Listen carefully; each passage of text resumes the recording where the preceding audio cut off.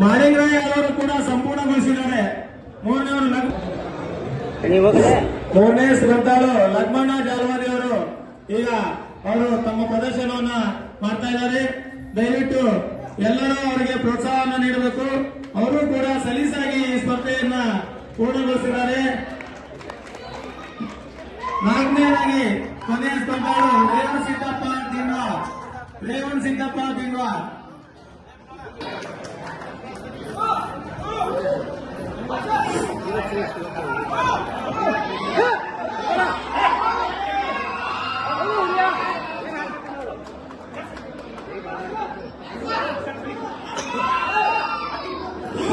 ಇವರು ಕೂಡ 164 ಕೆಜಿ ಭಾರವಾದ ಚೀಲ ಸ್ಪರ್ಧೆ ಸಂಪೂರ್ಣಗೊಳಿಸಿದ್ದಾರೆ.